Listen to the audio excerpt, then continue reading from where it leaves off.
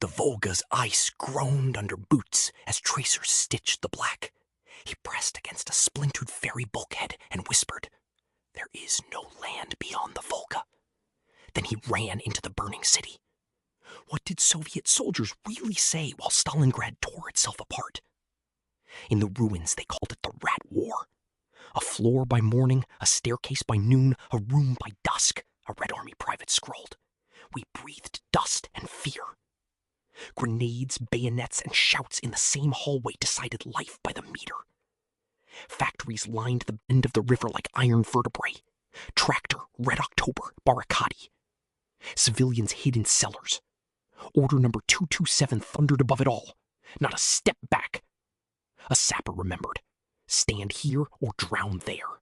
The river judged us. The 13th Guards crossed first in darkness. The barge is a coffin, a guardsman muttered, fingers in frozen rope. Shells combed the water. Their commander, Alexander Rodimtsev, shouted through smoke, "Forward!" None forgot the river's iron breath. Between strikes, a medic whispered, "Bread smells like brick dust now." In cellars, men wrote to mothers on scraps torn from ration boxes. War reporter Vasily Grossman listened, pencil smudged. "They speak simply," he noted, "and the truth burns." At the grain silo, a handful held a hill of hunger. "We gnawed kernels and fought," a defender recalled. Flames licked sacks until wheat popped like hail. When ammunition ebbed, they hurled bottles and curses. The silo stood, a scorched lighthouse. "We fought by smell," a sapper said of the sewers. Cordite, damp, death. They crawled beneath streets to burst into basements, knives first. Signals tapped on pipes guided squads like blind men reading iron braille under the city's bones. Sniper Vasily Zaitsev told recruits, "Study him. Helmet tilt, cigarette ash, wait, and one shot." "The Germans learn us too," he added. In the silence before a squeeze, he counted breaths, wind over shattered glass, and the distant cough of a tank.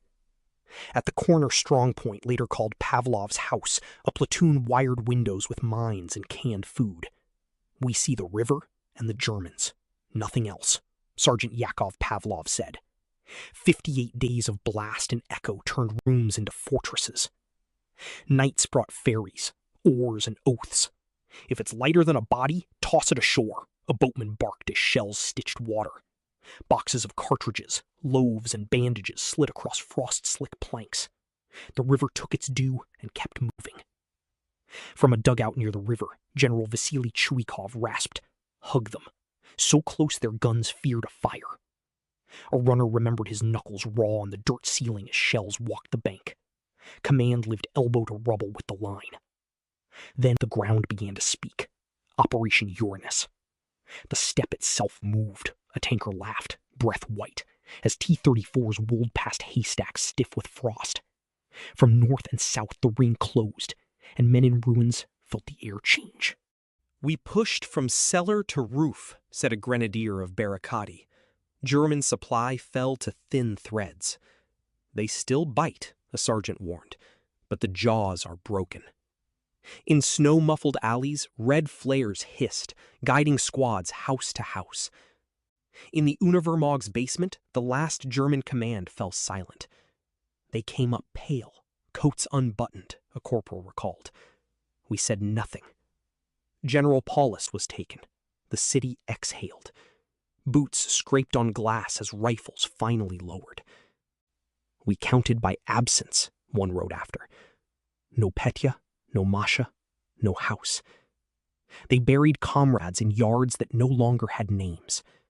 A nurse folded a letter that would never be sent, smoothed it flat, and tucked it into a greatcoat's inner pocket. Years later on Mamayev Kurgan, a veteran touched stone and murmured, "We kept our word." The wind poured over the ridge and down to the river. Their sentences remain, plain, scorched, unadorned, like the city they saved and the silence they earned.